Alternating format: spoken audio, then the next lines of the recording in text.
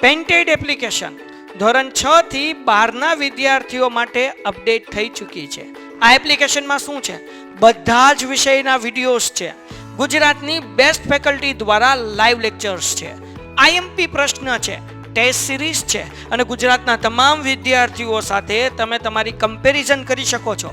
ગેમિફિકેશન છે અને બીજું ઘણું બધું. તો તમે એપ્લિકેશન ડાઉનલોડ ન કરી હોય તો ડિસ્ક્રિપ્શનમાં લિંક આપી છે. હમણાં જ પ્લે સ્ટોર ઉપર જાઓ અને એપ્લિકેશન ડાઉનલોડ કરો.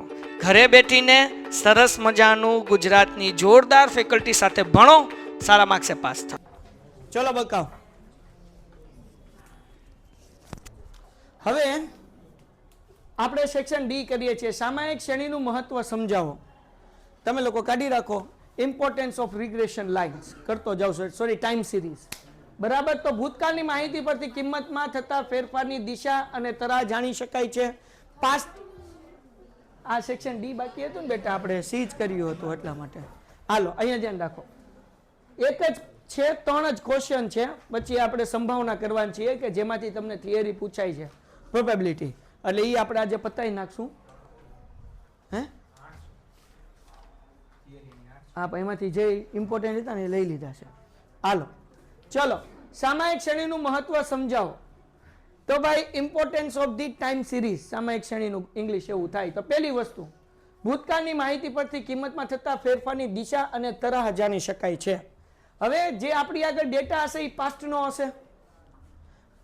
જૂનો ડેટા, જૂની માહિતી જે આપણી પાસે છે એને આપણે શું કરશું? સરખાવશું. એના કારણે કઈ દિશામાં ફેરફાર થાય છે, પોઝિટિવ ફેરફાર થાય છે કે નેગેટિવ ફેરફાર થાય છે, બે વસ્તુ જાણી શકશું અને તરાહ પણ જાણી શકાશે. ભણાવવા દો. હા ઓકે, આ વાંધો નહીં, લઈ લેશું. હાલો તો એ કાલે કરી નાખશું. આવી જાઓ. નહીં એ ભાઈ 12 જા 3 બાજુમાં બેહો. આપણે રાહ જોવો નહીં રાહ. લેક્ચર પૂરો થાય પછી આવજો. ચલો ફરીથી.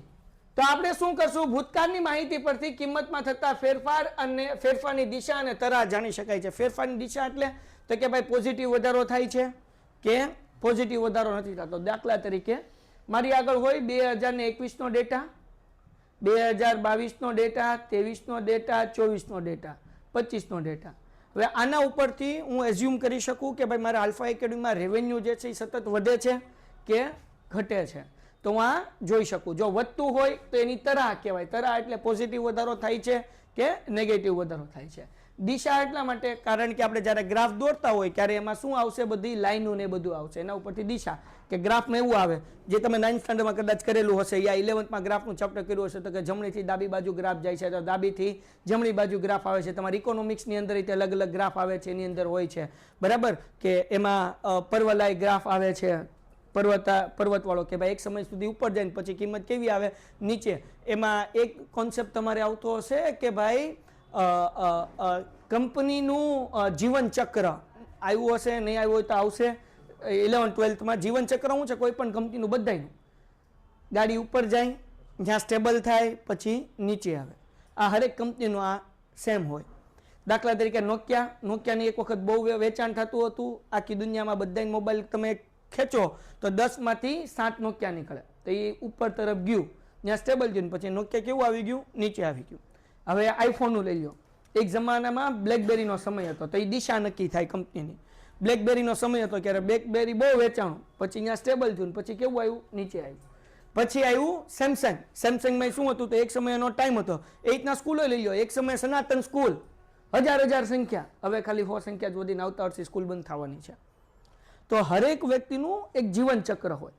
હવે જીવન ચક્ર કેના ઉપર આધાર રાખે? એ આધાર રાખે કે મેનેજમેન્ટ કેવું છે, તમારું કામ કેવું છે, ક્વોલિટી કેવું છે, તો એના ઉપર આધાર રાખે. પણ એ ભલે તમે 50 વર્ષે હોય, 100 વર્ષે હોય, પણ એ ટૂંકમાં ઉપર જઈને પછી શું આવે? ગાડું નીચું આવે ને આવે. તો તમે કેટલું ઉપર ટકાવી શકો છો ને કેટલું ઉપર લઈ જાઓ છો એ તમારી અને તમારી ટીમની આવડત ઉપર આધાર રાખે.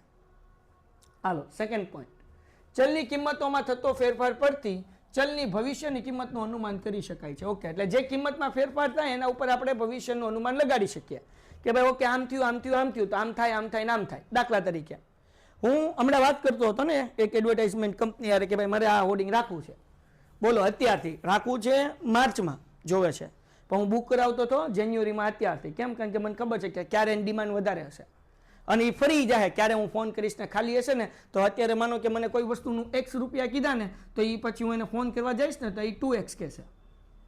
અત્યારથી ફોન કરીને મારે બુક નહોતું કરવાનું, નહીં મને બુક કરવાનો નહોતો, પણ અહીંયા મને ભાવ તો કીધી દો કે તમારો આ ભાવ રહેશે. ઓકે, તો હવે જ્યારે ડિમાન્ડ હશે ને ત્યારે હું ફોન કરીશ ક્યારે મેં આપણે વાત થયેલી છે આ ભાવની.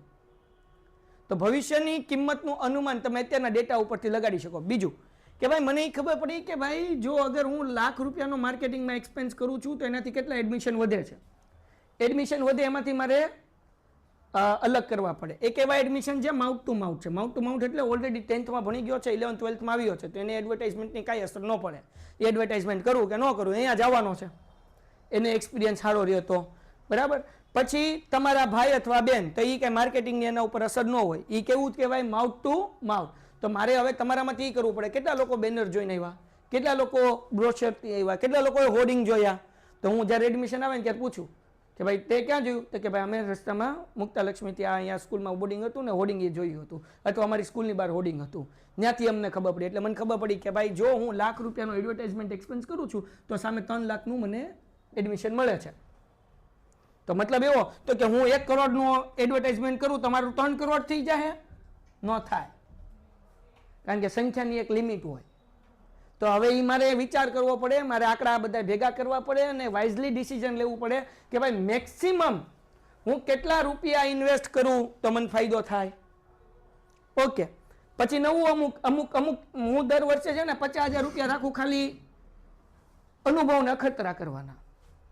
50,000નો અખતરો જ કરવાનો, એ 50,000 ડૂબી જ જવાના છે, 50,000 બાળી જ નાખવાના. આવા હું દર વર્ષે અખતરા કરું અલગ અલગ. જેમાંથી એક અખતરો આ વખતે હતો પ્રોજેક્ટનો, જે યશવંતરાયની બહાર હતો. એક અખતરો હતો સેમિનારનો, આપણે ત્યાં લગી સેમિનાર કરતા હતા પણ નાના હોલમાં કરતા હતા, મોટા હોલમાં નહોતા કરતા, પેરેન્ટ્સ નહોતા બોલાવતા, ખાલી સ્ટુડન્ટ્સને બોલાવતા હતા.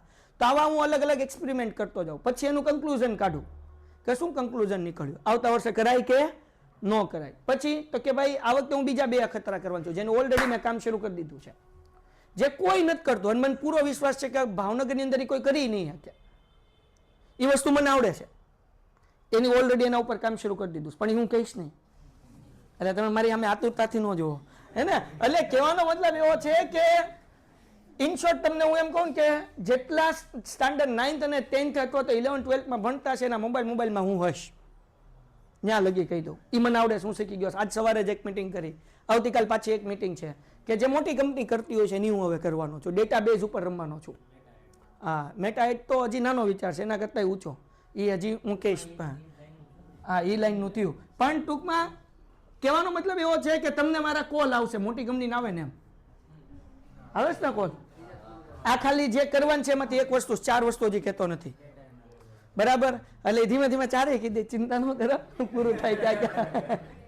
ઓકે, તો ભાઈ તમે ટૂંકમાં સામાયિક શ્રેણીમાં અભ્યાસથી તમે શું કરી શકો, ભવિષ્ય માટે યોગ્ય કે ભાઈ શું કરાય ને શું ન કરાય. આગળ 2 કે તેથી વધુ માહિતી એકત્રિત કરી તેની તુલનાત્મક અભ્યાસ કરી શકાય. એ તો તમને ખબર છે, કમ્પેરેટિવ તમે રિસર્ચ કરી શકો કે ભાઈ આ 2 વસ્તુમાંથી કઈ વસ્તુ કરવા જેવી છે અને કઈ વસ્તુ કરવા જેવી નથી. એના પછી સામાયિક શ્રેણીના પૃથ્થીકરણના ઉપયોગો જણાવો. બીજો ક્વેશ્ચન તો કે ભૂતકાળની પરિસ્થિતિ પરથી ચલનો પ્રકાર અને માપ મેળવી શકાય છે. પૃથ્થીકરણ એટલે રિસર્ચ બરાબર, ઇંગ્લિશની અંદર હશે તે કાઢો. શું છે ક્વેશ્ચન? અચ્છા, વાહ, બહુ સરસ, તું લાવ્યો. વાંચ ક્વેશ્ચન શું છે ભાઈ? State the uses of analysis of time series. પૃથ્થીકરણ એટલે એનાલિસિસ. પૃથ્થીકરણ એટલે શું? એનાલિસિસ. એનાલિસિસ એટલે શું? તમે તમારું રિઝલ્ટ, આ પૃથ્થકરણ કે પૃથ્થીકરણ જે કહો, તમે તમારું રિઝલ્ટ હાથમાં આવ્યું પછી તમે એનાલિસિસ કરશો કે ગયા વખતે મારા કેટલા માર્ક્સ હતા અને આ વખતે મારા કેટલા માર્ક્સ છે, કેમાં માર્ક્સ વધ્યા અને કેમાં માર્ક્સ ઘટ્યા. તો એ જે તમે કરો છો તો પેપર પૂરું થાય એટલે તમે હાથમાં લઈને જોવો, આવડ્યું, એટલા માર્ક્સનું લખ્યું ને એટલા આવવા જોઈએ. આ જે તમે કર્યું ને એને શું કહેવાય? પૃથ્થકરણ અથવા પૃથ્થીકરણ કહેવાય, જે સ્ટેટ ઇકોનોમિક્સમાં પણ વારા ઘડી આવે. તો એનાલિસિસ કરવું એવું નહીં લખવાનું, તમે ગપાટા મારો ને તો એ સ્ટેટની ભાષામાં, ઇકોનોમિક્સની ભાષામાં જ ગપાટા મારવાના. એનાલિસિસ નહીં લખવાનું, ટૂંકમાં રિસર્ચ કરવું અથવા સંશોધન કરવું અથવા એ કરવાને બદલે ગુજરાતી મીડિયમ વાળાને શું લખવાનું?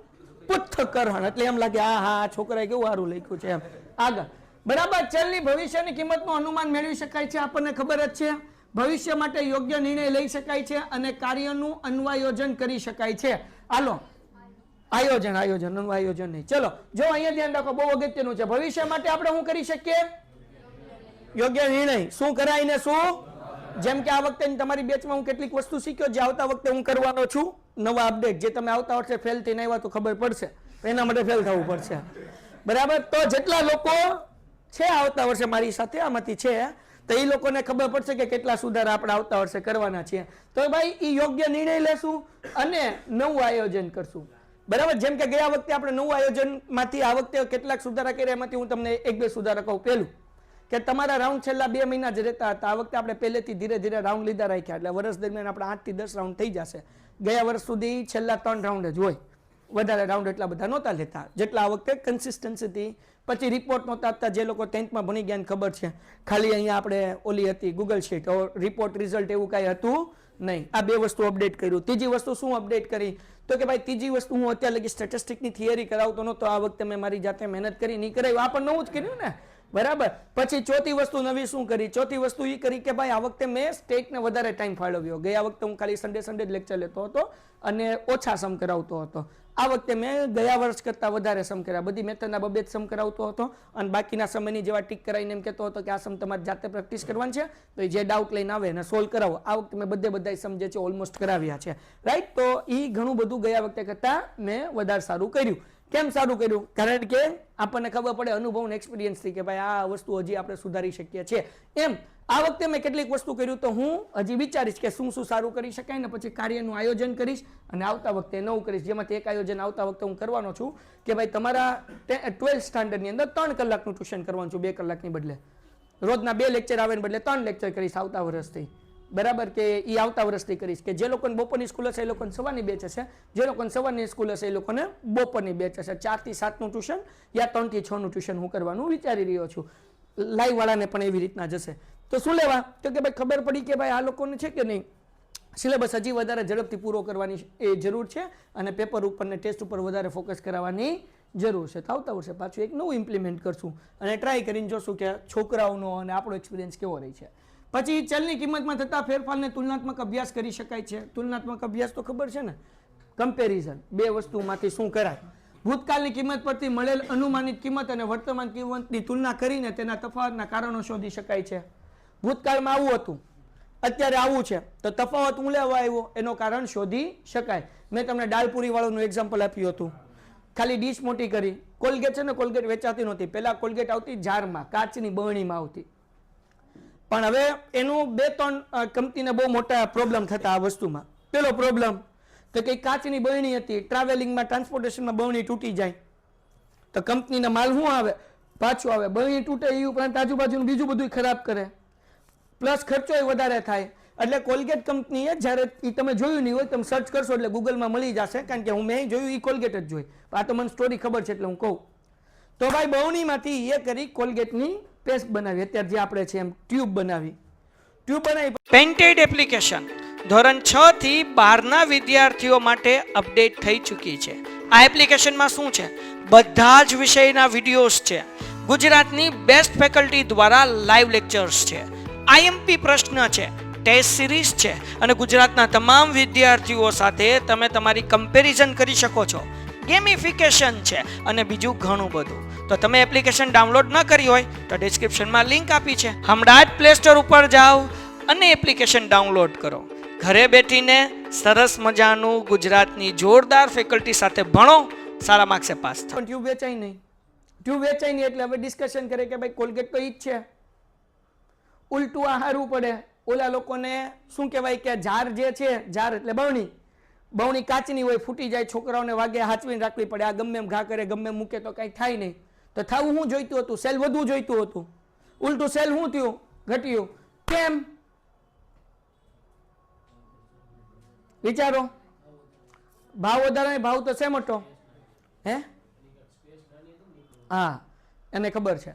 તો એ હવે આ બધી બોર્ડ મીટિંગ ચાલતી હતી, બધા વિચારતા હતા, એમાં એક આવ્યો ચા પાણી દેવા માટે કમ્પાઉન્ડર, કે જેનું કામ ચા પાણીનું હોય. કે સાહેબ હું જવાબ દઉં તો કે બોલ. તો કે સાહેબ સવારમાં જાગીએ ને તો કોલગેટનું મોઢું બહુ નાનું છે, બહુ બળ કરો ને કે થોડીક એવી નીકળે. સવારમાં માણસને આળસ આવે. જો આનું હોલ મોટું કરી નાખો ને તો કોલગેટ ઇઝીથી નીકળી જાય. તો માણસને કંટાળો આવે. આ એક ચેન્જીસ કર્યો, સેલ વધી ગયું. તો તમારો સેલ વધારો થયો અથવા ઘટાડો થયો તો ઈ જ્યારે તમારી પાસે આંકડાકીય માહિતી આવે તો તમે એના કારણ શોધી શકો કે ભાઈ શું લેવા થયું એમ. સમજાણું? લેટ્સ સે ગયા વર્ષનું મારું ધંધાનું એક્ઝામ્પલ આપું. ગયા વર્ષે અમે લોકોએ 1 થી 10 તારીખમાં ધંધો કર્યો હતો પેન્ટેડમાં, જાન્યુઆરી મહિનામાં 1 લાખ રૂપિયાનો, બરાબર, 1 લાખનો. આ વખતે અમે ધંધો કર્યો ને એ કર્યો 58,000નો. એટલે મેં કીધું આમ કેમ થયું? ગયા વર્ષે તો ભાઈ ગયા વખતે કરતા આ વખતે પેન્ટેડ વધારે ખબર છે, ગયા વખતે કરતા આ વખતે સબસ્ક્રાઈબર વધારે છે, ગયા વખતે કરતા આ વખતે ટીમે વધારે છે ને એક્ટિવ વધારે છે. તો થવું શું જોઈતું હતું કે આ 1 લાખનું સેલ 1.5 લાખનું થવું જોઈતું હતું, વધવું જોઈતું હતું. સેલ ઘટ્યું કેમ? ડિસેમ્બર સારું ગયું ગયા ડિસેમ્બર કરતા. એને કહેવાય મંથ ઓન મંથ. શું કહેવાય? એક હોય યર ઓન યર, ગયા વર્ષ કરતા આ વર્ષનો ધંધો કેવો છે. મંથ ઓન મંથ, ગયા મંથ કરતા ગયા ડિસેમ્બર કરતા આ ડિસેમ્બર, ગયા જાન્યુઆરી કરતા આ જાન્યુઆરી, MOM કહેવાય. શું કહેવાય? Month on month. આ બધું શીખજો જે તમને આગળ કંપનીમાં કામ આવશે. એટલે મેં ગયા વર્ષના ડેટા જોયા, કમ્પેર કર્યા, અડધી કલાક માથું નાખ્યું, પછી મને ખ્યાલ આવી ગયા ગયા વખતે અમે શું કર્યું કે ભાઈ 9th સ્ટાન્ડર્ડ ફ્રી કરી નાખ્યું હતું અને 10th સ્ટાન્ડર્ડ જે છે અમે વેચ્યું હતું. 10th વેચવાનું ડાયરેક્ટ, 9th વેચવાનું નહીં. આ વખતે અમે કર્યું 10th વેચવાનું શરૂ કરી નાખ્યું. પણ અમે આ વખતે શું કર્યું હતું તો કે ભાઈ તમે અગર 10th જોઈન કરો છો તો 9th ફ્રી, નકર 9th ના 999, પછી 10th જ્યારે જોઈન કરવું ત્યારે 10th ના પૈસા દેવાના. તો લોકોને 2 ઓપ્શન મળે. એક તમારે ક્યારે કરવાનું છે 350 10th ના 9th ફ્રી, અને બીજો ઓપ્શન કે અત્યારે 9th ભણી જો 999 10th નું 10th માં જોશું. તો તમને 2 ઓપ્શન આપ્યો, તમે કયો સિલેક્ટ કરો? 999. તો એનો મતલબ એવો થયો કે નંબર ઓફ સ્ટુડન્ટ્સ વધ્યા પણ સેલ ઘટ્યું. એટલે મેં સ્ટાફને કીધું કે ભાઈ ચેન્જ કરો, હવે 9th વેચવાનું જ નથી, ડાયરેક્ટ 10th. 9th વેચવાનું જ નથી, direct 9th free. 10th join કરો 9th ફ્રી, 10th જોઈન કરો 9th ફ્રી, 10th જોઈન કરો 9th ફ્રી. 9th ને 1 રૂપિયા નથી દેવાનું. ઓકે, 2 દિવસ થયા પાછું સેલ ઉપર આવી ગયું. તમને કેમ ખબર પડી ભાઈ? કારણ કે જાન્યુઆરીના પહેલા 10 દિવસ ગયા વર્ષના અને જાન્યુઆરીના આ વર્ષના પહેલા 10 દિવસ બેને મેં શું કર્યા? કમ્પેર કર્યા. એટલે મને ખબર પડી કે ઓકે અહીંયા આપણી ભૂલ પડે છે. તો આ રીતે તમે જે છે કારણ શોધી શકો કે ભાઈ આ શું લેવા આવું થાય. અને આ થાય કમ્પેરિઝન, ડેટા કમ્પેરિઝન, જેમાં ટાઈમ સિરીઝ એક રીત છે, અલગ અલગ રીત તો હોય, એમાંથી એક આ રીત છે. હાલો આગળ વ્યા જઈએ. તો સામાયિક શ્રેણીનું વલણ એટલે શું અને ઉદાહરણ સહિત સમજાવો. હાલો આ ક્વેશ્ચન કયો છે ભાઈ? વાત બકા. What is the mean by trade-off time series? Explain with an illustration. Okay hello ભાઈ, what is mean by time series અને એક્સપ્લેન બાય ધી ઇલોસ્ટ્રેશન. એટલે એક્ઝામ્પલ, સામાયિક શ્રેણી ચલમાં ખૂબ જ લાંબા સમયગાળામાં જે ચલન જોવા મળે છે તે વલણની અસર કહે છે. હવે જો ચલન એટલે શું? જે ફેરફાર જોવા મળે લાંબા સમયે, લાંબો સમય એટલે 1 વર્ષમાં અથવા 3 મહિનામાં અથવા 1 મહિનામાં, એ લાંબો કહેવાય. એક દિવસનું આમાં જોવામાં આવતું નથી. ઓછામાં ઓછું છે એ મહિનો છે, ઓછામાં ઓછું શું છે? મહિના પછી ક્વાર્ટર છે, ક્વાર્ટર પછી 6 મહિના છે, 6 મહિના પછી વર્ષ છે. તો લાંબા સમયમાં જે કંઈ ફેરફાર થાય એ આપણને જોવા મળે છે, ચલન જોવા મળે છે. ચલન એટલે ફેરફાર, તેને વલણની અસર કહે છે. વલણને દીર્ઘકાલીન ઘટક પણ કહેવાય છે. દીર્ઘકાલિક, દીર્ઘ એટલે દૂરનું, કાલિંગ એટલે સમય, દૂરના સમય માટે, બરાબર, ફ્યુચરિસ્ટિક એવું કહી શકાય તમારામાં. જો અહીંયા હશે જ તે ભાઈ દીર્ઘકાલીનનું. હાલો વલણ એ કેવું છે? દીર્ઘકાલીન. દીર્ઘકાલીન એટલે શું? દૂરનું. તમે લોંગ ટર્મનું તમે જે છે એ આયોજન કરી શકો, પ્લાનિંગ કરી શકો. સામાન્ય રીતે સામાયિક શ્રેણીના ચલમાં સમય સાથે સતત વધારો કે ઘટાડો થતા માલુમ પડે છે કે આ સ્થિતિ વલણના કારણે ઉદ્ભવે છે. ઓકે, હવે જો આ સમજો કવિ કેવા શું માંગે છે. તમે જ્યારે સમ કરતા હશો ત્યારે તમને ખબર પડશે કે સમયની સાથે સાથે ચલ એટલે કે આપણને વાય આપ્યો હોય કે ન આપ્યો હોય, એક ટી હોય અને એક શું હોય? વાય. તો જેમ સમય વધે એમ તમને ખબર પડે કે ભાઈ ધંધો વધે છે કે ધંધો ઘટે છે. તો સમય સાથે ચલમાં વધારો કે ઘટાડો થાય, એનાથી ખબર પડે કે વલણનું કારણ ઉદ્ભવે છે. એટલે આપણને ખબર પડે કે કઈ વસ્તુના કારણે આ પ્રોબ્લેમ થાય છે. એટલે વલણનું કારણ તો અહીંયા તમે જોઈ શકો છો. એના પછી વલણમાં લાંબા સમયની વધઘટનો અભ્યાસ કરતો હોવાથી સામાયિક શ્રેણીના વચગાળાનું ટૂંકા ગાળાની સમય વધઘટને ધ્યાનમાં લેવામાં આવતી નથી. હવે આમાં લાંબો સમય આવે છે. મેં કર્યું ટૂંકા સમયનું કર્યું, 10 દિવસને કમ્પેર કર્યું. હું શું કરું છું? હું વીક બાય વીક કમ્પેર કરું. હું શું કરું? જો તમારો ધંધો ઇન્વેસ્ટેબલ છે કે નહીં એ કેમ ખબર પડે? આ ખાલી સમજાવું છું કારણ કે તમારું માઇન્ડસેટ છે ને સ્ટાર્ટઅપનું હોવું જોઈએ. મેં તમને કીધું હતું કે ભાઈ તમે ગ્રેજ્યુએશનમાં આઈએમમાં એડમિશન લઈ શકો, કીધું હતું યાદ છે? BBA કરી શકો. તમારામાંથી કેટલા લોકોએ માહિતી મેળવી?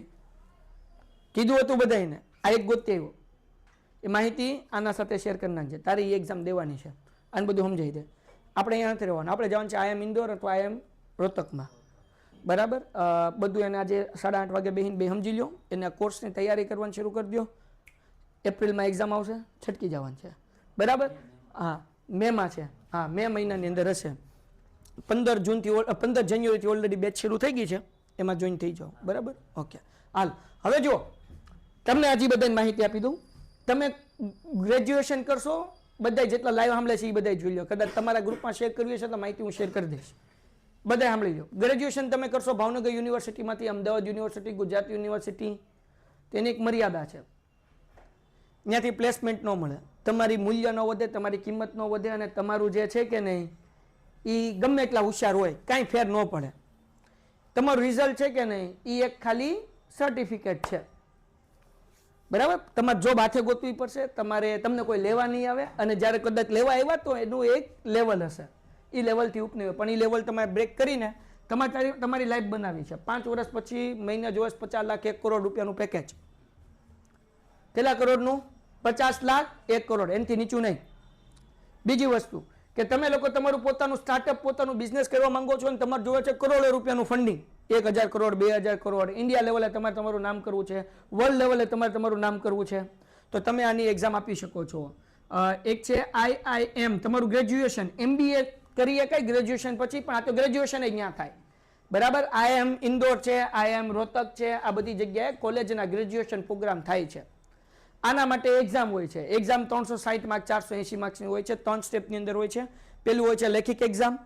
લેખિક એક્ઝામની અંદર મેથ્સ તમારે જે તમે 8, 9, 10 સ્ટાન્ડર્ડની અંદર શીખી ગયા એ હોય છે. ઇંગ્લિશ ગ્રામર હોય છે. બીજું શું હોય છે? ઇંગ્લિશ ગ્રામર, મેથ્સ, બે જ વસ્તુ હોય છે. આ બે વસ્તુ ટૂંકમાં હું પોર્શન તમારે સિલેબસ છે એ શેર કરી દઈશ. બરાબર? નોર્મલ બધાય આ બિઝનેસ રિલેટેડ ટૂંકમાં 11, 12નો બેઝ તમારો હશે, ને સાથે સાથે 8, 9, 10 મેથ્સ અને એ બધું હશે. ઇન્ટરવ્યુ તમે પાસ પહેલા રિટર્ન એક્ઝામ આપી, પછી એ એક્ઝામ તો જ આપી શકો જો તમારા 60% ઉપર 12માં રિઝલ્ટ હોય.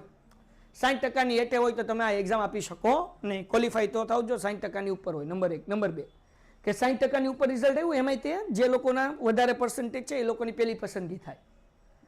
તમે આ એક્ઝામ આપી, રિટર્ન એક્ઝામના માર્ક્સ અને તમારી 12મા ધોરણની બોર્ડ એક્ઝામના માર્ક્સ, એ બે પ્લસ થાય, અને પ્લસ થઈને પછી મેરિટ બને. મેરિટની અંદર તમે આવી ગયા પછી તમારું ઇન્ટરવ્યુ થાય. ઇન્ટરવ્યુ પાસ કર્યું પછી તમને એડમિશન મળે. હવે આ ઇઝી નથી. 30,000 લોકો એક્ઝામ દેતા હોય છે હર વર્ષે ઓન એન એવરેજ.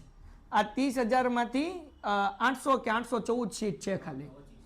આ વખતે કેટલી છે? 695 સીટ, એટલે 700, એટલે 30,000માંથી 700 જણા જ આવી ગયા. 1% કરતા ઓછું છે. પણ અહીંયા તમે એકવાર ગળી ગયા, અહીંયા એકવાર તમે મહેનત કરીને ગળી ગયા, પછી તમે ગળી ગયા ને ક્યાં તમારું બધું મોટી મોટી કંપની એમ કે તમારો એજ્યુકેશનનો ખર્ચો અમે લઈ લેશું, 5 વર્ષના જેટલા પણ થાય તમારું રહેવું, ખાવું, પીવું બધું આવી ગયું, તમને વાપરવાના પૈસા તમારે જોતા હોય કંપનીમાંથી મળશે. શરતી છે કે તમારું ભણવાનું પૂરું થાય એટલે 5 વર્ષ તમારે અમારી ત્યાં જોબ કરવાની, એનું પણ સેલરી તમને અત્યારથી પેકેજ કહી દે. ખાલી અંદર ગળી ગયા ક્યાં? ઇન્ટરવ્યુ હશે ઇંગ્લિશમાં હશે, પેપર એ બધા ઇંગ્લિશમાં છે, પણ એટલું અઘરું નથી, થઈ જશે, મુશ્કેલ નથી. અત્યારે ઇંગ્લિશ એટલે કે અહીંયા ફળફળાટી ધબધબાટી બોલતા એવું જરૂરી નથી. ખાલી કોમ્યુનિકેશન એની યાર ઇન્ટરવ્યુ કરતા હોય આન્સર આપી શકો ગુજરાતી મીડિયમવાળા તો બહુ છે, એટલું તો થઈ જાય. મેન છે તમારું પેપર બોર્ડનું સારું જવું જોઈએ, અને બીજું રિટર્ન એક્ઝામ કાઢો, ઇન્ટરવ્યુની અંદર રસ્તો થઈ જશે. અહીંયા ગળવા જેવું છે, જેટલા લાઈવ ભણે છે એ બધા હું ડિટેલ શેર કરી દઈશ. તો આ બધી એક્ઝામ આપો, ત્યાં એ કોલેજમાં પોગો ગ્રેજ્યુએશન કરવા માટે. છોટા નહીં સોચને કા, બડા સોચને કા. સમજાણું કે નહીં? એટલે એકવાર ત્યાં ગળી ગયા એટલે તમારી લાઈફ બની ગઈ. સમજાવું? પછી લાઈફમાં ચેલેન્જીસ તો હશે, પણ એ ઊંચા લેવલના છે ને, આપણા લેવલ પ્રમાણેના. બાકી મારા લેવલના છે. હું ગમે એટલું સારું કરી લઉં પણ મને બહુ કંપની આગળ વધારતા વાર લાગશે, કારણ કે એમાં સૌથી મોટી વસ્તુ છે ફંડિંગ. ફંડિંગની અંદર મારા માથાના વાળ વિખાઈ ગયા તોય હજી મેળ આવતો નથી, જે છે ચોખ્ખું કહું છું. એટલી બધી મિટિંગો કરી, એટલું બધું સમજાયું આ છે તેમ. કેમ? કારણ કે જો હું IIM માંથી હોત કે IIT માંથી હોત તો મને ચપટી મારીને મળી જાય, પહેલી જ મિટિંગમાં મળી જાય, જા લઈ જા. કારણ કે ઓલરેડી મેં મારી જાતને પ્રૂવ કરી દીધી છે. 30,000 માંથી 600 લોકો આમ ન આવીએ કે અગર એ હોય તો જ આવે 30,000 માંથી 600. બાકી 30,000 માંથી 600 આવે તો પેલું તો અહીંયા જ પ્રૂવ થઈ ગયું કે આનામાં છે તો જ આવે, નકર ન આવે. તો આ પેલું તમારું અંદર ગળવાનો ગેટ પાસ છે કોઈ પણ જગ્યાએ લાઈફમાં સક્સેસ મેળવવાનો. તો 12th ખાલી કરો છો તો ઈ વિચાર સાથે ન કરો કે ભાઈ આપણે પાસ કરી લેવું. આ મેં તમને કીધું. પછી આવી રીતના નિરમામાં થાય, ઈ પણ સારી છે. નિરમામાં ગ્રેજ્યુએશન થાય છે કોમર્સનું. પછી અદાણીનીમાં થાય છે, અમદાવાદમાં જ છે, બહુ આઘું ન જવું હોય તો કરો. પંડિત દીનદયાલ યુનિવર્સિટી, એ બધાની વેલ્યુ છે, પણ સૌથી ઊંચું આયા એમ લાઈફ બનાવો એકવાર. તો વિઝન નાનું ન હોવું જોઈએ, વિઝન કેવું હોવું જોઈએ? ઊંચું.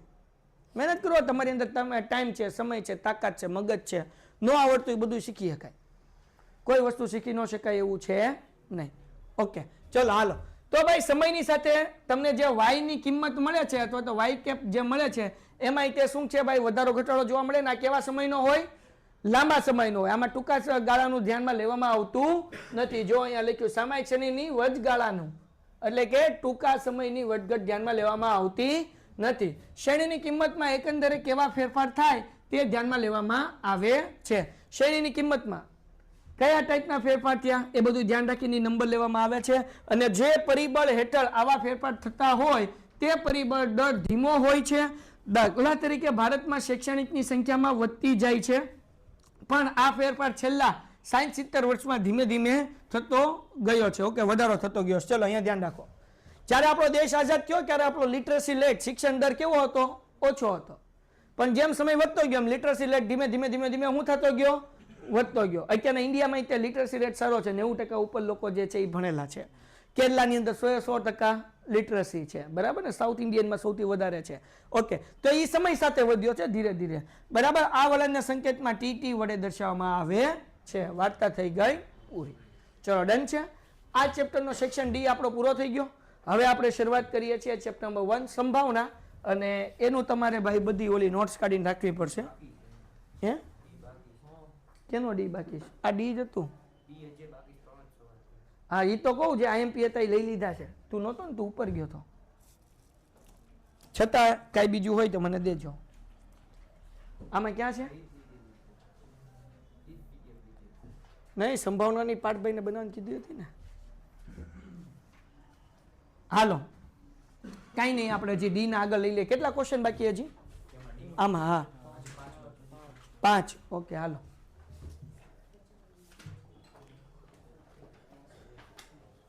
Part 2 chapter 1 section C.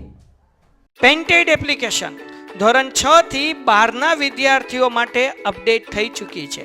આ એપ્લિકેશનમાં શું છે? બધા જ વિષયના વિડીયોઝ છે. ગુજરાતની બેસ્ટ ફેકલ્ટી દ્વારા લાઈવ લેક્ચર્સ છે. IMP પ્રશ્ન છે, ટેસ્ટ સિરીઝ છે અને ગુજરાતના તમામ વિદ્યાર્થીઓ સાથે તમે તમારી કમ્પેરિઝન કરી શકો છો. ગેમિફિકેશન છે અને બીજું ઘણું બધું. તો તમે એપ્લિકેશન ડાઉનલોડ ન કરી હોય તો ડિસ્ક્રિપ્શનમાં લિંક આપી છે. હમણાં જ પ્લે સ્ટોર ઉપર જાઓ અને એપ્લિકેશન ડાઉનલોડ કરો. ઘરે બેઠીને સરસ મજાનું ગુજરાતની જોરદાર ફેકલ્ટી સાથે ભણો, સારા માર્ક્સે પાસ થાઓ. લાવો તો 5 કયા કયા બાકી છે એમાંથી કોઈ ઓલો લાગતો હોય તો મને કહો, હું કરાવું. આપણું કામ આપણા ગામનું નથી. મોસમી ઘટના, ભાઈ કાલે મોસમી ઘટના તો આપણે સમજી હતી ને. 2 વસ્તુ સમજી હતું. એક ચક્રીય હતું અને એક શું હતું? મોસમી સીઝન વાળું. પછી બીજું શું હતું? ન્યૂનતમ વર્ગની રીતે આપેલ માહિતી પરથી સુરેખ સમીકરણનું અન્વયોજન કરવાની રીત સમજાવો.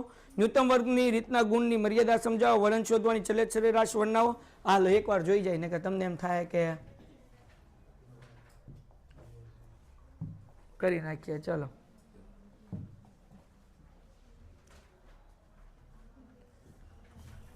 કાલે પાર્ટ 2 બધા લેતા આવજો અને હું પાર્ટ 2 નું કાલે ટ્રાય કરીશ કે ઇંગ્લિશનું બધું હોય તો એમાંથી થિયરી પૂછાય છે. સંભાવનામાંથી 3 માર્ક્સના ક્વેશ્ચન પૂછાય કે 4 માર્ક્સના? એ હા, કાલ રજા નથી. જેને પેલું પેપર છે એને, જેટલા લોકોને સવારે સ્કૂલ છે એ લોકોને બપોરે 4 થી 6 આવવાનું છે. 6 વાગે રજા. પેલું પેપર હોય લઈને આવવાનું છે. જેને પેપર નથી હોતું એ લોકો કાલે સ્ટેટિસ્ટિક લઈને આવે, પેલો ભાગ. એક્સટર્નલ વાળા બધાય જેટલા સમ ટીક કરી દો એ બધા સમ કરીને મને દેવાના. જેટલા લોકોને પહેલું પેપર હોય છે પહેલું પેપર લઈને આવવાનું સ્કૂલમાં, પ્રિલિયમ એક્ઝામ જેને શરૂ થાય 16 તારીખે, બરાબર. બાકી તમારે લોકોને જે પેપર હોય જેનું હોય સ્કૂલમાં એ લઈને આવજો. એ ઉપરાંત જે લોકોને બપોરની સ્કૂલ છે એ લોકોને સવારે આવવાનું 7:30 થી 9:30. એટલે સવારની સ્કૂલવાળાને બપોરે અને બપોરની સ્કૂલવાળાને સવારે. રીડિંગ છે કાલે નથી, તમારે લાઈવ લેક્ચર નથી, બરાબર. પછી પાછું એઝ ઇટ ઇઝ તમારે પેપર શરૂ રહેશે, હારો આપણું અહીંયા લેક્ચરની બધું શરૂ રહેશે. વાંચવા માટે વહેલા સવારે આવી જવાનું, બપોરે આવી જવાનું. હાલ હા, કાલ તમારે હવે એક પેપર બાકી છે રાઉન્ડમાં? કયું બાકી છે? નહીં, નથી લેવાનું, કારણ કે આ લોકોની એક્ઝામ છે ને રાઉન્ડ પૂરા. હવે તમારા સ્કૂલની એક્ઝામ જે હમણાં પ્રિલિયમ આવશે ને એના ઉપર ફોકસ. એક્સટર્નલ વાળા કેટલા છોકરાઓ છે? તમારે આખો દી અહીંયા બેવાનું, ખાવા પીવા, નાવા ધોવા જવાનું. સવારે 8:30 થી 11 અથવા 12 વચ્ચે નાસ્તો કરવા વ્યૂ જવાનું. પછી બપોર 3 વાગે આવીને રાત્રે 8:30 લગી. જેમ આ કેપેસિટી વધારશો તો. બાકી આવતા વર્ષે મેં કીધું કે નહીં, નવા સુધારા જોવા માટે આવવું પડશે આવતા વર્ષે. જો ન આવવું હોય તો ભણી જાઓ. હાલો ભાઈ, અહીંયા ધ્યાન રાખો બચ્ચાઓ. મોસમી ઘટક પર ટૂંક નોંધ આપણે આ સમજી ગયા હતા, પણ આમાં બે પ્રકાર છે. એક છે કુદરતી અસર અને એક છે માનવ સર્જિત પરિબળ, બરાબર. તો કુદરતી અસર કઈ કઈ છે ભાઈ? ઋતુ બદલાય, સિઝન બદલાય, તહેવાર બદલાય. તહેવાર તો માનવ ના કહેવાય, પણ ઋતુ બદલાય, સિઝન બદલાય એટલે એની શું થાય? માંગ બદલાય. એ ખાલી એક જોઈ લેજો કુદરતી. માનવ સર્જિતમાં હું જોઈ લઉં. આ જો માનવ સર્જિત તહેવાર આવ્યા, હા એ હાલો, વર્ષ દરમિયાન આવતા તહેવારો, સામાજિક રીત રિવાજો, લોકોની આદતો વગેરે કારણે ફેરફાર જોવા મળતી તે માનવ સર્જિત પરિબળ છે. દિવાળી આવે તો ઇન્ડિયાની અંદર ખરીદી વધે, બરાબર ને. પછી નેધરલેન્ડમાં દિવાળી આરે કઈ લેવા દેવા ન હોય, અનટિલ અનલેસ કે ત્યાં કોઈ ગુજરાતી હોય કે ઇન્ડિયન રહેતા હોય તો એ પાછા એરિયામાં ત્યાં હોય એમ. હાલો, તો એ આપણે લેતા નથી. આગળ 5મો પ્રશ્ન, ન્યૂનતમ વર્ગની રીતે આપેલ માહિતી પરથી સુરેખ સમીકરણનું અન્વયોજન કરવાની રીત સમજાવો. તમારે હું લખ્યું ન્યૂનતમ વર્ગ એટલે ચોપડી ક્યાં છે ત્યાં? હા, કેવું? એ ભાઈ ઉભાઈ રહો. Explain the method of fitting a linear equation. Hello, હા, ઈ y cap is equal to a plus bt. બેટી ની હો, બીટી. ચલો હવે આ કઈ વાત થાય છે? આપણે આ કરીએ છીએ કે નહીં, y cap is equal to a plus, આની વાત થાય છે કે ભાઈ આનો શું ઉપયોગ છે. તો આલેખની રીતની મર્યાદા દૂર કરવા માટે ન્યૂનતમ વર્ગની રીતનો ઉપયોગ કરવામાં આવે છે. ન્યૂનતમ વર્ગની રીત શું લેવા આવે છે? આલેખમાં લોચા છે, ઘણી વખત એમાં ભૂલ પડીએ કે બધા લોકોના મગજ અલગ અલગ છે. કાલે આપણે જોયું હતું તો આલેખ કેવી રીતના દોરે? અલગ અલગ રીતે. તો બધું એઝ્યુમ કરવું અઘરું પડે. તો એની મર્યાદા દૂર કરવા માટે, એના નેગેટિવ પોઈન્ટ દૂર કરવા માટે આ રીતનો ઉપયોગ થાય છે. આ પદ્ધતિ ગાણિતિક અને વિશ્વસનીય છે. ગાણિતિક તમે ગણી શકો, ચોક્કસ જવાબ મળે એટલે વિશ્વસનીય છે. આ પદ્ધતિ દ્વારા સુલેખ વળન ગાણિતિક રીતે શોધવું હોય તો સુલેખ વળનની જરૂરી બને છે અને આ માટે સમય પર આધારિત સાપેક્ષ ચલ y ની કિંમત આપેલ હોય છે. આપણે સમ કરીએ એમાં ખબર છે, એક વર્ષ આપ્યું હોય બીજું શું આપ્યું હોય? y ઉપરથી આપણે આનો આન્સર ગોતી શકીએ છીએ. આ રીતનો ઉપયોગ કરીને y ની અનુમાનિત કિંમત શોધી શકાય છે અને આ માટે નીચેના સમીકરણનો ઉપયોગ થાય છે. કયા સમીકરણનો ઉપયોગ થાય છે? y cap is equal to a plus bt. તમે કરો છો, મેં ઓલરેડી પહેલા લખી દીધું. અને ઉપરના સમીકરણ a અને b ની કિંમત શોધવા માટે નીચેનું સૂત્ર જો. b ની કિંમત શોધવા માટે સૂત્ર શું છે? n sigma ty minus sigma t into sigma y upon n sigma t square minus sigma t whole square. અને b માં તો મળી ગયું. એની ફોર્મ્યુલા શું છે? y bar minus bt bar. અને અહીંયા y bar એટલે શું? sigma y upon n. અને t bar એટલે શું? sigma t upon n. બાકી તો તમને બધું આવડે છે. વાર્તા થઈ ગઈ પૂરી. એટલે આ સવાલ નહોતો લીધો, સમજાણ? હાલો, ન્યૂનતમ વર્ગની રીતના ગુણો અને મર્યાદાઓ. ગુણો એટલે એના ફાયદા, પોઝિટિવ વસ્તુ. મર્યાદા એટલે એની શું આવશે? નેગેટિવ વસ્તુ. હાલો, તમારે શું છે ભાઈ? વાંચો તો સેટ. મેરિટ્સ એટલે પોઝિટિવ પોઈન્ટ્સ અને લિમિટેશન્સ એટલે મર્યાદાઓ. પહેલી વસ્તુ, આ રીતની સંપૂર્ણ ગાણિતિક હોવાથી ચોકસાઈ અને વિશ્વસનીયતા જળવાઈ રહે છે. આપણે ઓલરેડી વાત કરી, જે જવાબ મળશે એ ચોક્કસ મળશે, ચોક્કસ સમય માટે અનુમાન લગાડી શકશું. ટી ની આપેલ કિંમત દરેક માટે વલણનું અનુમાન આ રીતથી મેળવી શકાય છે. દરેક વર્ષ માટે અનુમાન મેળવી શકીએ છીએ, કારણ કે આપણે ખબર હોય એક સમ છે, એમાં y cap is equal to a plus bt, એમાં t ની જગ્યાએ 1 2 3 4 બધું મૂકવાનું છે. વલણ રેખાનું અન્વયોજન કરો એમ એટલે આપણે દોરેલું છે. એક્ઝામ્પલનો એક સમ છે, લગભગ લાવો કાઢી દઉં તો બધા વર્ષ માટે આપણે ગોતી શકીએ. એક્ઝામ્પલ કાઢી દઉં, જો અહીંયા મળેલું છે. પીપી કેમ ગયો સમય ઓડું દબંગ દબંગ. ઉદાહરણ નંબર 4, બરાબર ને, દરેક વર્ષ માટે એમાં ગોઠવેલું છે. જો અહીંયા મળી ગયું છે. ઉદાહરણ 4 જોઈ લો ભાઈ. પછી વલણ કિંમતો સમીકરણમાંથી મળેલ ગુણમાં આવતી હોવાથી વચગાળાના સમય માટે પણ વલણનું અનુમાન લગાવી શકાય છે. વચગાળાનું એટલે તો કે દરેક ટાઈમનું આપણે કરી શકીએ, દરેક વસ્તુ કરીએ કે એક વર્ષ આપણે ખાઈ શકીએ નહીં. ઓકે, હવે આની મર્યાદાઓ, નેગેટિવ પોઈન્ટ. આ રીતથી વલણ શોધવા માટે લાંબી ગણતરી કરવી પડે છે. એ તો હવે કોને ખબર હોય? નહીં નહીં, હા એ ઓલાને પૂછ, ઝૂમ ને કેટલી લાંબી ગણતરી કરવી પડે. કાં પેલા બી ગોતવાનું, પછી એ ગોતવાનું, એમાં એક્સ બહાર ને વાય બહાર ને ટી નો વર્ગ ને ટી વાય ને એવું બધું કરવું પડે ને. એને ખબર છે ગણતરી કેવી કરવી પડે. એ કે એટલી લાંબી કે હજી હલ નથી થતી, ભલે 2 દાખલા પૂછાતા હોય. આગળ, જો વલણ દર્શાવવાનું વક્ર યોગ્ય સ્વરૂપ અને અનુરૂપ સમીકરણનું અન્વયોજન ન કરવામાં આવે તો મળેલ અનુમાનિત કિંમત વિશ્વસનીયતા કેવી થઈ જાય છે? જો દાખલો ખોટો ગણ્યો હોય, દાખલામાં જ ડખા કર્યા હોય, તો પાછળ ઓલું આપણે અનુમાન ગોતીએ વાય કેપનું, એ સાચું મળે. એટલે ગણતરીમાં ભૂલ પડી તો જવાબ મળે ખોટો, અને અનુમાને આપણને ખોટું મળે. એના પછી વલણ શોધવાની ચલિત સરેરાશની રીત જણાવી દઈએ. ટૂંકા ગાળાની વધઘટ અસર દૂર કરીને વલણની કિંમત નક્કી કરવા માટે ચલિત સરેરાશની રીત ખૂબ જ ઉપયોગી નીવડે છે. અને ભૂતકાળમાં અનુભવની વધઘટના પરિવર્તન સમયથી હું પહેલા વાંચીને તમને કરાવી દઉં છું. તેને અનુમાન સમયમાં અવલોકન સરેરાશ શોધવા માટે આવે છે. ઓકે, હાલો, અહીંયા કઈ રીતનો ઉપયોગ થઈશ કેમ કહેશો? કેમ ખબર પડે?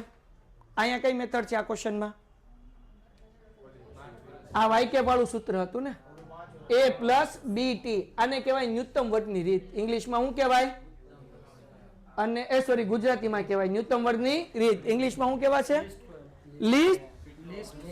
લીસ્ટ સ્ક્વેર, ન્યૂનતમ વર્ગની રીત. હાલો, હવે અહીંયા જુઓ, વલણ શોધવાની ચલિત સરેરાશની રીત. ચલિત સરેરાશ એટલે આપણે કરીએ ને 3 વર્ષ વાળો સમ, હા બરાબર, 5 વર્ષ, પછી 2 વર્ષ, 3 વર્ષ, 4 વર્ષ ને 5 વર્ષ. હાલો, તો એને કઈ રીત કહેવાય? ચલિત સરેરાશ. બરાબર, તો હવે ખબર પડી ગઈ કઈ રીતની વાત થાય. હવે તમે ગપાટા મારી શકશો. બોલ, આમાં શું લખ્યું છે ભાઈ? એવરેજ, મૂવિંગ એવરેજ, બરાબર ને? હાલો, સમજાઈ ગયું? હાલો, હવે ગપાટા દે ધના ધન. જો, ટૂંકા ગાળાની વધઘટની અસર દૂર કરીને વલણ નક્કી કરવામાં આવે છે. આપણને ખબર છે આમાં ટૂંકા ગાળાની અસર કેવી થઈ જાય? દૂર. કેમ? કારણ કે ક્યાં તો 2 વર્ષ હોય, 3 વર્ષ હોય, 4 વર્ષ હોય, અથવા 3 ક્વાર્ટર હોય. કેમ બેન એવું જરૂર પડે છે? હા, તો એમાં ટાપલી મારવાની જરૂર ન પડવી જોઈએ બેન. નથી કહેતા એનો મતલબ એવો નથી કે મન થાય એવું કરવાનું. નેક્સ્ટ, ભૂતકાળના અનુભવથી આ વધઘટના પુનરાવર્તનના સમયની જાણકારી મેળવીને તેને અનુરૂપ સમયમાં અવલોકનની સરેરાશ શોધવામાં આવે છે. અને આ સરેરાશ કિંમતના કેન્દ્ર સ્થાને લખવામાં આવે છે. સરેરાશની કિંમત કેન્દ્ર સ્થાને લખવામાં આવે છે એટલે સમની મેથડ કાઢો એટલે તમને ખબર પડશે. 3 વર્ષનો ટોટલ હોય તો 3 વર્ષનો ટોટલ કર્યો ને ભાંગ્યા કેટલા કર્યા? 3. પછી 5 વર્ષનું હોય તો 5 નો ટોટલ કર્યો ને ભાંગ્યા કેટલા કર્યા? 5. એટલે સરેરાશ કિંમતને ક્યાં રાખવામાં આવે છે? કેન્દ્ર સ્થાને. કેન્દ્ર સ્થાને એટલે એનું મહત્વ છે. એના પછી આગળ, સરેરાશ કિંમતના કેન્દ્ર સ્થાને હોવાથી અલ્પકાલીન વધઘટ એટલે કે ટૂંકા સમય માટે, અલ્પ એટલે ટૂંકો, કાલીન, બરાબર, કાલે કોકે કર્યું હતું. અલ્પકાલીન એટલે હું? ટૂંકા સમય માટેની વધઘટની અસરથી મુક્ત થયેલી કિંમતો મળે છે. ટૂંકા સમય એટલે 10 દિવસમાં શું ફરક પડ્યો, 5 દિવસમાં શું ફરક પડ્યો, 1 અઠવાડિયામાં શું ફરક પડ્યો, એવું કંઈક દેખાશે નહીં. એટલે એનાથી મુક્ત થઈ છે, જે શું કહેવાય? ચલનું વલણ દર્શાવે છે. એના પછી આગળ, દરેક સામયિક શ્રેણીમાં સમયનું એકમ વર્ષ હોવાની જરૂર નથી. ચલની કિંમત પુનરાવર્તનનો સમય પણ 3 વર્ષનો હોવાની જરૂર નથી. એટલે આ રીતમાં એવું જરૂરી નથી કે 3 વર્ષ જ હોય પુનરાવર્ત થતું એવું. આમાં તો 2 વર્ષની રીતે તમે સમ કરી શકો, 4 કરી શકો, 5 કરી શકો. તો એવું જરૂરી નથી કે તમે 3 વર્ષનું જ તમે લઈ શકો. સામયિક શ્રેણીમાં સમય ટી આધારિત ચલની કિંમત y1, y2, y3 જો અલ્પકાલીન વધઘટનો સમય 3 વર્ષનો તો y2 તો પ્રથમ 3 વર્ષના અવલોકનનો મધ્યક ઓકે શોધવામાં આવે છે, તેથી મધ્યકના શોધ્યાની હોય છે, તેથી અવલોકનની કિંમત કેન્દ્ર સ્થાને હોય, તેથી y2 ની સામે લખવાની જરૂર ઓકે સમજાઈ ગયું કેવા હું માંગે છે. હવે એવરેજ કાઢવાના. આપણને આપ્યું y1 y2 અને y3 આમ 3 કિંમત આપી. આપણે સમ કરવો હોય તો ક્યાં લખશું કિંમત? વચ્ચેવાળામાં લખશું ને, કારણ કે વચ્ચેવાળામાં શું લખશું, કારણ કે એ બેયની શું છે વચ્ચે, તો અહીંયા શું આવશે y1 plus y2 plus y3 એ જે જવાબ આવશે એના છેદમાં આપણે કેટલા મૂકશું 3.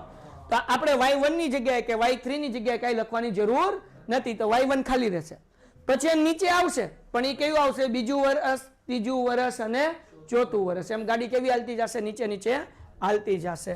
આ પદ્ધતિમાં y1 ની વલણ કિંમત મળશે નહીં, y1 ની મળશે નહીં, એવી રીતના છેલ્લે મળશે નહીં, બરાબર. અને તેમજ y ને સંલગ્ન વલણ કિંમત મેળવી શકાશે નહીં, એટલે ટૂંકમાં છેલ્લી કિંમત મળશે નહીં. અગર 5 વર્ષનું કરો છો તો ઉપરના 2 વર્ષ ખાલી રહેશે અને નીચેના 2 વર્ષ ખાલી રહેશે. પછી તમે 4 વર્ષનું કરો છો તો શું થાય? ઉપરના 2 વર્ષ ખાલી રહે, કારણ કે વચ્ચેની લાઈનમાં આવે, અને નીચેના 2 વર્ષ તે શું રહે? ખાલી રહે. ઓકે, હાલો હવે આની મર્યાદાઓ. તો કે ભાઈ ચલિત સરેરાશની રીતની મર્યાદા નીચે મુજબ છે. જો ચલિત સરેરાશનો ગાળો યોગ્ય રીતે પસંદ કરવામાં આવેલ ન હોય તો મળેલ વલણ ચોક્કસ હોતું નથી. સમયગાળો ચોક્કસ લેવો પડે, લાઈનમાં લેવો પડે. 2016 લીધું, 2017 લેવું પડે, પછી 2016 પછી 2019 લ્યો તો હાલે, લાઈનમાં વરહ લેવા પડે, એટલે યોગ્ય સમયગાળો લેવો પડે. શરૂઆતમાં તેમજ તે અંતિમમાં અમુક સમય માટે આ રીતથી વલણનું અનુમાન કરી શકાતું. 3 વર્ષનું કર્યું તો ઉપર 1 વર્ષનું અનુમાન ન કરી શકો, અને નીચેની 1 વર્ષનું અનુમાન ન કરી શકો. 5 વર્ષ લીધું તો ઉપર 2 વર્ષનું ન થાય, નીચે 2 વર્ષનું ન થાય, એટલે શરૂઆતમાં અને અંતિમમાં અમુક વર્ષનું વલણ મળે નહીં. એના પછી ભવિષ્યના અનુમાન માટે કોઈ ચોક્કસ ગાણિતિક સૂત્ર નથી. હવે ઓલામાં ભવિષ્યનું અનુમાન લગાડી શકાય, y cap is equal to a plus B T માં ટી ની કિંમત મૂકીને તમે ભવિષ્યનું અનુમાન લગાડી શકો. આમાં ભવિષ્યનું અનુમાન લગાડી શકાય નહીં. વાર્તા થઈ ગઈ પૂરી. કોઈને કઈ વાંધો? ઓકે, હાલો. મારે સંભાવના આજે કરાવવું હતું, પણ આજે એટલે નથી કરાવતો કારણ કે એમાં ઇંગ્લિશમાં નથી, તો પછી ખોટું માથે લઈ જશે. એટલે આજે આપણે સમ આગળ કરશું જે કર્યા હતા એનાથી. લાસ્ટ ટાઈમ કયા સમ કર્યા હતા આપણે? ઈ અને એફ. ઈ થઈ ગયા હતા પૂરા કે બાકી રહ્યા હતા? થઈ ગયા હતા. કોને કોને બાકી રહ્યા હતા? પેલા એક બાકી હતો, તારે એક. હાલો, આજે ચેપ્ટર નંબર 2 કાઢો, એના 2 સમ આપું છું અત્યારે. ચેપ્ટર નંબર 2 રેન્ક કોરિલેશન નો 1 સમ આપું, નહીં 3 4 આપી દો. હાલો આજે એક અત્યારે, 1 2 જે થાય અત્યારે, બાકી પછી કાઢો. હાલો ચેપ્ટર નંબર 2 સહસંબંધા કોરિલેશન.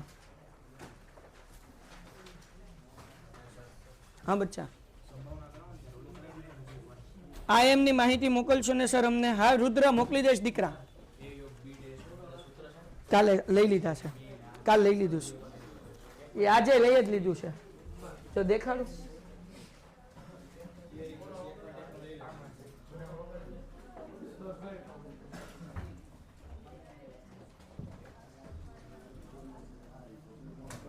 ચો બકા, હજી બાકીના બીજા સૂત્ર લઈ લેશું કાલે આપણે. એટલે કાલ એટલે હવે પછીના લેક્ચરમાં કાલે 4 થી 6 અને સવારે વાળાને 7:30 થી 9:30. જેને બપોરે સ્કૂલ હોય સવારે, સવારે સ્કૂલ હોય બપોરે. જેને જે પેપર છે પેપર લઈને અહીંયા કરવાનું છે. જે પેપર નથી એને 2 ટાઈમ આવવાનું છે. એક્સટર્નલ વાળાને સવારે આવવાનું, સાંજે આવવાનું. હું સમટીક કરાવું આ 4. આ કાલ મને દેખાડવાના, ન આવડે મને પૂછવાના, હું સોલ્વ કરાવીશ, અને બાકીના સમ આપણે સાંજે કરશું. ન હોય તો વાંધો નથી, તને છૂટ છે. હાલો આગળ સેકન્ડ ચેપ્ટર કાઢો.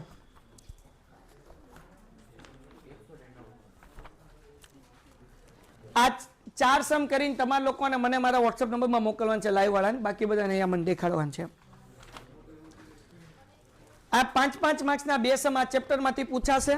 5 માર્ક્સના 2 સમ ચોથા ચેપ્ટરમાંથી પૂછાશે, એટલે 20 માર્ક્સ તમારા થઈ જશે. હાલો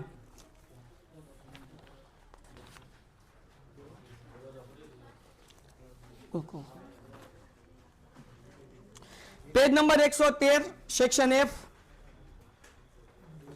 બીજો સમ, 5મો સમ, બીજો 5મો, 7મો અને 8મો સેક્શન એફ માં. બીજો 5મો, 7મો 8મો આ 4 સમ કરવાના છે. ડન. હાલો અત્યારે શરૂ કરી દો. બીજો સૂત્ર તો આવડે છે ને કે આપણે લખ્યા હતા તે દિવસે, બરાબર. r is equal two x બાર અને y બાર નો જવાબ પોઈન્ટમાં ન આવે તો r બરાબર sigma x minus x bar y minus y bar under root sigma x minus x bar નો square under root y minus y bar નો whole square. પોઈન્ટમાં જવાબ આવે ને 20 કરતા નાની સંખ્યા હોય તો n sigma xy minus sigma x into sigma y upon n sigma x square minus sigma x whole square under route n sigma y square minus sigma y whole square. આમ આવડવું જોવે. અને 20 કરતા મોટું હોય પોઈન્ટમાં તો xy ની બદલે uv, uy ને uv. હા u વાળી. પછી rank correlation r is equal two ક્રમાંક સહસંબંધક 1 minus 6 sigma d square upon n square minus 1. હવે જે મેં તમને 8મો સમ કીધો છે ને એ સમ બહુ બોર્ડમાં પૂછાઈ ગયો છે ઘણી વખત. 8મો સમ ખાસ કરજો.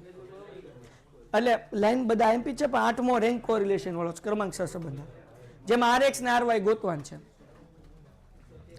હવે ડન છે દીકરાઓ. આ સમ કઈ તમને મોકલો. મળીએ છીએ. Good bye. પેન્ટેડ એપ્લિકેશન ધોરણ 6 થી 12 ના વિદ્યાર્થીઓ માટે અપડેટ થઈ ચૂકી છે. આ એપ્લિકેશનમાં શું છે? બધા જ વિષયના વિડિયોઝ છે. ગુજરાતની બેસ્ટ ફેકલ્ટી દ્વારા લાઈવ લેક્ચર્સ છે. આઈએમપી પ્રશ્ન છે, ટેસ્ટ સિરીઝ છે અને ગુજરાતના તમામ વિદ્યાર્થીઓ સાથે તમે તમારી કમ્પેરિઝન કરી શકો છો. ગેમિફિકેશન છે અને બીજું ઘણું બધું. તો તમે એપ્લિકેશન ડાઉનલોડ ન કરી હોય તો ડિસ્ક્રિપ્શનમાં લિંક આપી છે. હમણાં જ પ્લે સ્ટોર ઉપર જાઓ અને એપ્લિકેશન ડાઉનલોડ કરો.